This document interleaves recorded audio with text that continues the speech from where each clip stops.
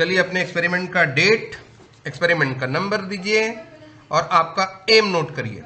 आपका एम है Wien bridge द्वारा विभिन्न आवृत्तियों पर प्रतिबाधा का उपयोग कर दिए गए संधारित्र की धारिता ज्ञात करना। To determine the capacitance of given capacitor using impedance at different frequencies by Wien bridge. ठीक, क्या क्या चाहिए आपको? आपको चाहिए कैपेसिटर चाहिए, नॉन अननोन, रेजिस्टेंस चाहिए, ऑक्सीलेटर चाहिए, हेडफोन चाहिए, कनेक्टिंग वायर चाहिए, मल्टीमीटर चाहिए और ये है आपका सर्किट डायग्राम। ठीक, उसके बाद नोट कर लिया आपने। इसके बाद ये आपका फॉर्मूला यूज्ड है C2 equal to 1/4π² F² C1 R1 R2। ये C1 क्या है? नॉन कैपेसिटर है। R1 क्या है? AB साइड का रेजिस्टेंस है। R2 क्या है? AD भुजा में जुड़ा हुआ प्रतिरोध है। और F क्या है? आपके ऑक्सीलेटर की फ्रीक्वेंसी है। ठीक, चलिए अपना एक्सपेरिमेंट करते हैं और फिर आगे ऑब्जर्वेशन देखेंगे। अपना एक्सपेरिमेंट स्टार्ट करने से के लिए सबसे पहले आप अपने ऑक्सीलेटर को 2 किलोहर्ट्ज पर इस नॉब के थ्रू सेट कर लीजिए।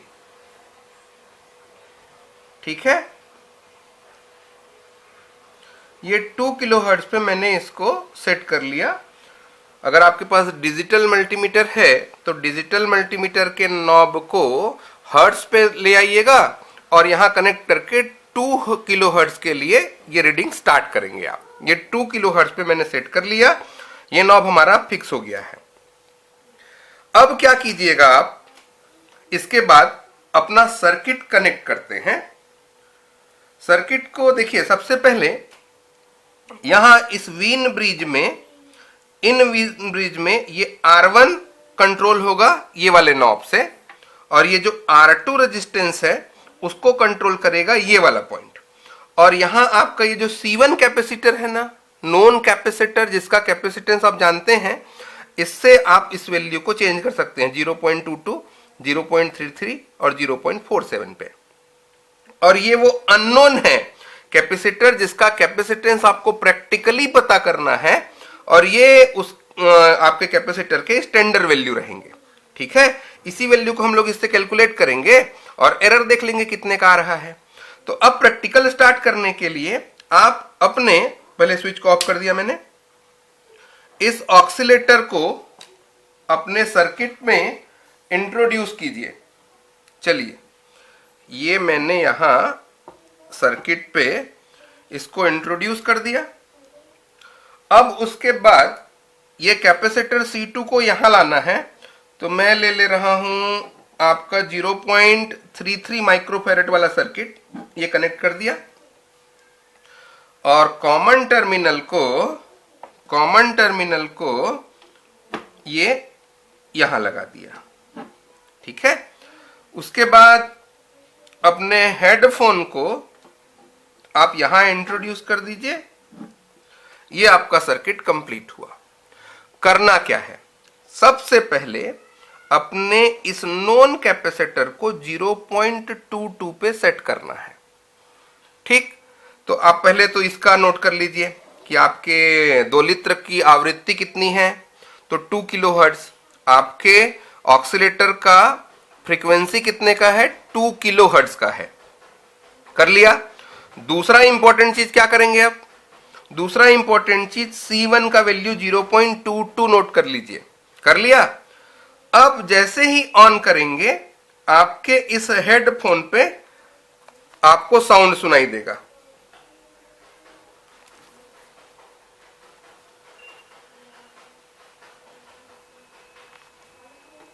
साउंड सुनाई देगा, दे रहा है साउंड सुनाई। अब आपका टारगेट है ये जो साउंड सुनाई दे रहा है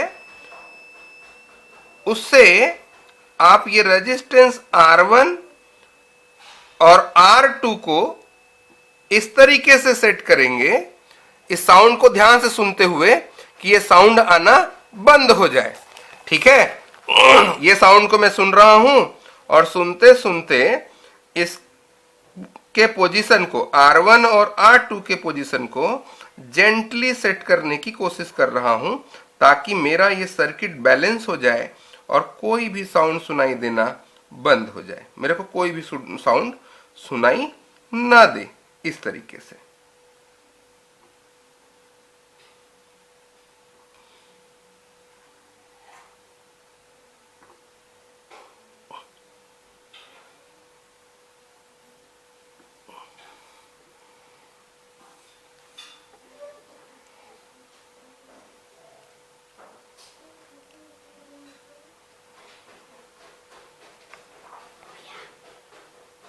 अब इस पर कोई साउंड सुनाई नहीं दे रहा।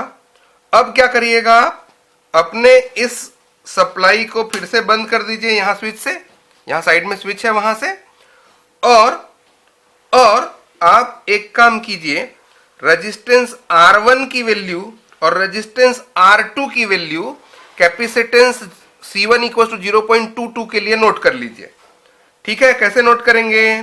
तो सबसे पहले जेंटली इसको रिमूव किया, ये देखिए बहुत आराम से, और अपने मल्टीमीटर से ये रेजिस्टेंस को नोट कर लेते हैं।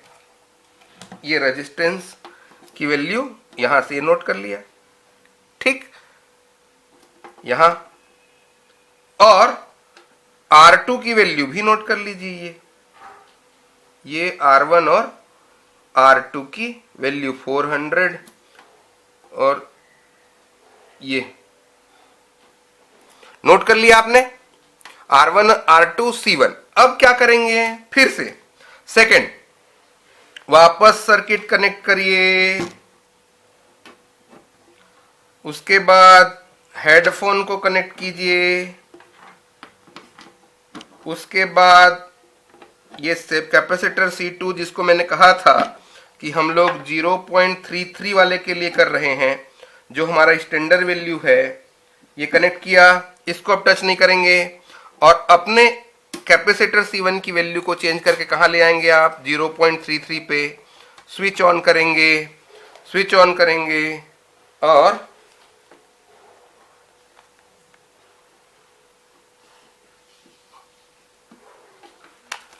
यहां से आपको वो साउंड फिर सुनाई देगा। इस साउंड को सुनते सुनते आपको क्या करना है, फिर से सुनते सुनते क्या करेंगे, इसके और इसके वैल्यू को इस तरीके से सेट करेंगे आप कि फिर से कोई साउंड सुनाई ना दे। उसके लिए फिर R1 और R2 की वैल्यू को मल्टीमीटर से नोट करेंगे। क्लियर हुआ?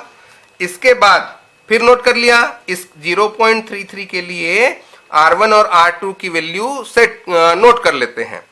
उसके बाद क्या करेंगे, फिर से इसको 0.47 पे ले आए, फिर से आवाज आएगा, R1 और R2 को फिर से सेट करेंगे और इसका भी रीडिंग नोट कर लेंगे। ठीक, इस तरीके से ये आपका प्रैक्टिकल होगा, और इसको ऑब्जर्वेशन टेबल पे नोट करने के बाद हम लोग अपना कैलकुलेशन स्टार्ट करेंगे। लोग अपने ऑब्जर्वेशन टेबल पे अगर रीडिंग लें तो देखिए हमने तीन बार एक्सपेरिमेंट परफॉर्म किया। यहां आपने अपने ऑक्सीलेटर का फ्रीक्वेंसी लिया है 2 किलो हर्ट्ज, यानी कि 2000 या 2 इंटू 10⁻³ हर्ट्ज का। C1 का वैल्यू कहां सेट किए हम लोग, 0.22, 0.33, 0.47 पे। 0.22 के लिए R1 की वैल्यू बैलेंस करने के लिए मिला 300 और R2 मिला है 400 का, और इन सब वैल्यू को अपने फॉर्मूला पे रख के अगर आप कैलकुलेट करते हैं तो आपको मिलेगा 0.38। कैसे, देखिए ये आपका फॉर्मूला है। यहां देखिए 4 पाई का वैल्यू 3.14 का स्क्वायर, और f कितना लेंगे, 2 इंटू 10⁻³ का स्क्वायर, 2 इंटू 10⁻³ का स्क्वायर हो जाएगा 4 इंटू 10⁻6, और ये है 0.22 माइक्रोफैरड, यानी कि 0.22 इंटू 10⁻⁻6 फैरड, और ये हो गया 300 R1 का और ये 400 R2 का वैल्यू कैलकुलेट किया तो ये आया 0.38 माइक्रोफैरेड। कितना मिला? 0.38 माइक्रोफैरेड मिला। इसी तरीके से फिर से आप 2 इंटू 10⁻³ पे अपना ऑक्सीलेटर को सेट किए, 0.33 C1 की वैल्यू लिया, और R1 और R2 मिला है आपको 300 और 300, और इस फॉर्मूले से जब इसको फिर से आपने कैलकुलेट किया तो आपको मिला 0.34। ठीक है। उसके बाद इसी तरीके से आप तीसरे रीडिंग के लिए निकालें, तो ये C2 की वैल्यू आपने निकाला, इसका एवरेज देखें आप तो 0.36 माइक्रोफैरेड है आपके अननोन कैपेसिटर की धारिता। इसको लिख दीजिए, रिजल्ट में दिए गए संधारित्र की धारिता 0.36 माइक्रोफैरेड है। परसेंटेज एरर निकालना है तो स्टैंडर्ड वैल्यू कितना था? 0.33। तो 0.33 डिवाइडेड बाय 0.33, तो प्रतिशत त्रुटि निकला आपका 9.1% का। ठीक। और ये है आपके कुछ सावधानियां कि आप श्रव्य आवृत्ति दोलित्र का ही प्रयोग करेंगे। अमीटर आपका अल्टरनेट टाइप का होना चाहिए, प्रत्यावर्ती होना चाहिए, श्रेणी क्रम में जुड़ा होना चाहिए, और ब्रिज को बैलेंस करने के लिए R1 और R2 को एक समान रूप से बदलना चाहिए, और प्रतिरोध यहाँ R1 कर लीजिएगा, R1, और प्रतिरोध R2 को इस तरह से लिया जाना चाहिए कि हेडफोन में कोई आवाज सुनाई ना दे। ये है आपकी